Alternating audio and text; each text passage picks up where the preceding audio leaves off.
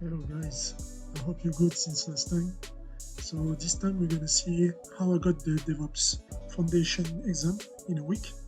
There are 14 concepts that we're gonna go through. Um, so let's start straight away.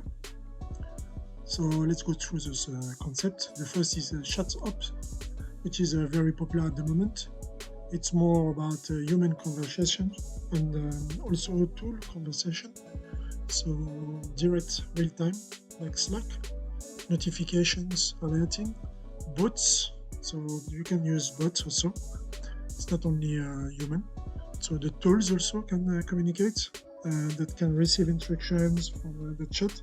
So restart VMs, redeploy Terraform infrastructure, for example. So shut up.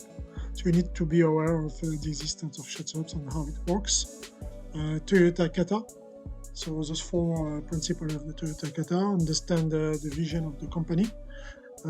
So based on the existing, where we are, define a short-term improvement objective on the way from the objective to long-term experiments. So full of a dimming cycle, which is the next point that we're going to see. So the dimming wheel, plan, do, check, adjust, again and again, like DevOps, but more general, not only for the IT industry. That's the 4 steps. That's the 4th step of the Toyota Kata that we've seen before. So PDCA, plan, do, check, act, adjust. So you need to know about this principle also. The culture, the broad definition of culture, you need to know it. The values and behaviors that contribute to the unique social and psychological environment of an organization. You need to know also about the gaps. So when you're arriving in a company, you need to be able to see that there's a cultural depth, and that's where you're going to be able to implement DevOps practices. The discrepancy between the DevOps culture, so trust, security, encouraging experimentation, quality of work delivered, communication between teams, and the current state of the company. So you just see the discrepancy between both. Solution, transverse team, integrate agility against resistance to change, integrate new tools. You break the silos, you break in the walls, involve those resisting to those changes, because you always get people resisting to changes. So you just involve them in the decision making. So they have to be part of it. Kubler-Ross change curve. So you need to know about this curve, which has 2 metrics: the time and the morale and competence. So there are different points. As you can see, the curve is going to peak, and after that peak, there's frustration coming. Frustration can lead to actually everything to stop after that frustration step. But for the most brave people, through experimentation, just experiment, new decisions taken, new metrics are also coming out of those experimentations for the integration. So those changes are integrated and renewed individually. So you need just to know about the Kubler-Ross change curve: shock, denial, frustration, depletion, experiment, decision, and integration. You can also use that in your daily life, for example, in your progression in learning any skill. You'll get this kind of curve psychologically happening to you. So just understand where you are and what you need to do next. So we move on to the ITSM.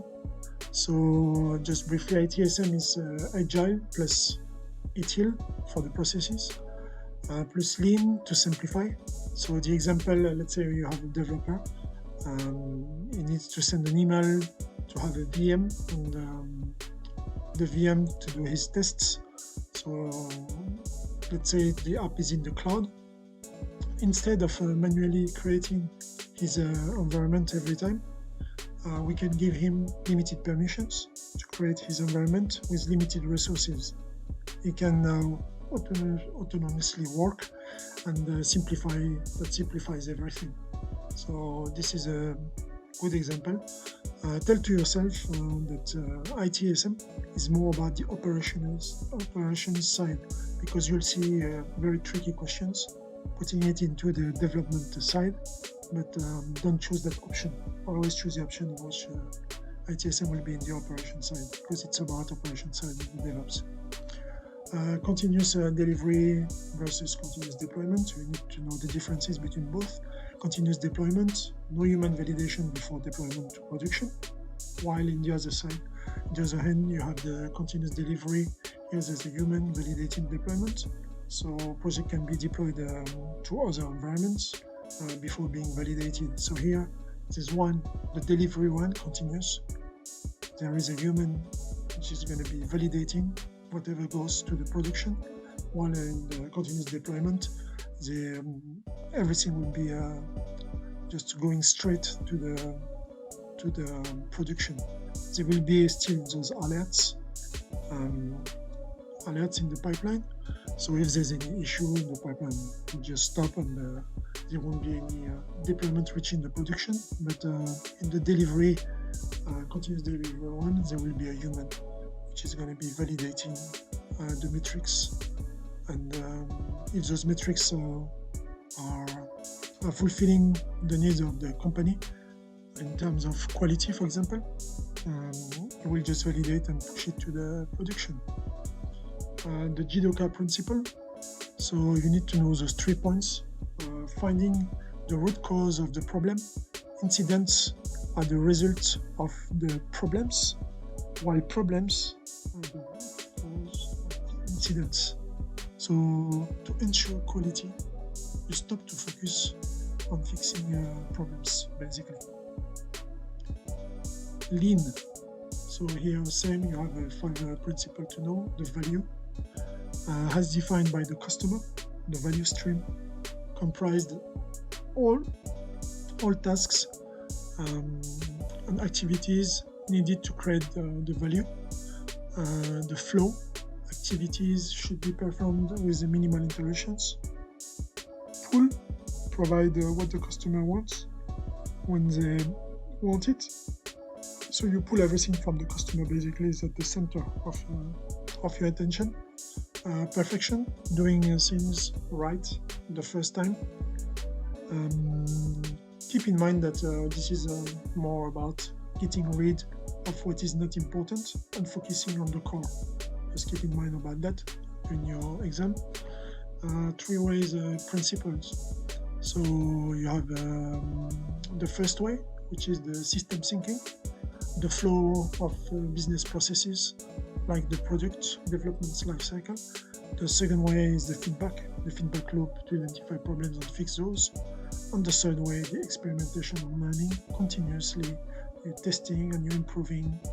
We talk about also chaos engineering. I don't know if you heard about it, but you can search about that word. That's the third way. So you need to have scenarios in which you are or in the first way or in the second way on the first way at the same time. Some of the scenarios in which you are only in the third way. So you need to understand where you are in those scenarios, because they will be presenting you different scenarios, and you will have to choose and to sense where it is in those 3 principles, where we are. Are we at the feedback stage, or are we just experimenting and learning, or are we doing both of those ways? CALMS, so CALMS, culture, breaking the wall. That's the C, culture, breaking the walls between organizations, departments. A, automation, implement continuous delivery and deployment. L, lean, focus on the high value activities and reduce low value ones. M, measurement, metrics to convince and make informed decisions. S, sharing, tools and the success to work together and get rid of silos. As you can see in all the concepts that you've seen before, you have those breaking the walls coming back, you have lean always coming back, sharing coming back. So you have many concepts which are just repeating, but there'll be they'll be just defined in different ways. So here calms. So now we can go to the next one, which is the Thomas Kilmann conflict theory. So you need also to be able to manage conflicts. Here the metrics are assertiveness and cooperativeness. As you can see, they're just placing it here. They simplified it by saying you and them, but in every conflict, the best is a win-win solution. So here is the one on the top right, which is the collaborating, come together to develop a mutually beneficial solution. So you just see where you're at, if you're in the avoiding one, competing one, compromising or accommodating one, and you try to move to the collaborating one. Or if you're in the avoiding one, you try to move by steps, first to the compromising one, and after see which one is best, if it is collaborating or just accommodating. There will be conflict arising in teams, that's just human, that's normal, but you need to know how to handle them and to read about theories around it. And in the Devops, we're going to focus on the Thomas Kilmann conflict theory.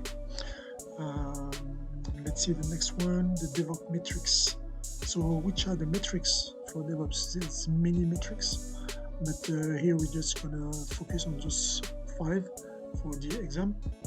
Lead time for changes. So there's the length of time between when a code change is committed to the trunk branch and when it is in a deployable state. So that's the length of time between both. Change fail rate, that's the percentage of code changes that require hot fixes or other remediation after production. Deployment frequency, how often new code is deployed into production is critical to understanding DevOps success. Mean time to recovery, but you're gonna see MTTR in general. How long it takes to recover from a partial service interruption or total failure. So this is pretty important. Cycle time. So that's time a team spends working on an item until it is ready for shipment. So here you have to understand that the DevOps principle I implemented. Why is to decrease the time to delivery. So there are more metrics, but I'll give you some links to just check those out. The 12 factors. So you need also to know about 12 factors. We just going to go briefly just to see which titles of those factors. You can see the details in the links in the description. So the code base, the dependencies, configs, backing services, build, release, run, processes, the port binding, concurrency, disposability, the dev prod priority, the logs, and the admin processes. After that, this is the platform of the Devops Institute, and you just sign up after you receive your temporary credentials. You just set your credentials, and after that, you're just gonna go into the certification and you're gonna enroll for an exam. Those are the links that I'm gonna put into the description about ChatOps, Toyota Kata, Rust, ChangeCure, ITSM, GDocker principle, 2OS principles, CALMS, the Thomas Kilmann conflict resolution model that you've seen, the 12 factors, and the Devops Institute exam certification link. So it was pretty quick. It's just to show you which are the core principles, so the 14 ones that you need to know before passing the exam. I hope that you enjoyed, and if you found it helpful for you, please like and subscribe. Okay, see you next time.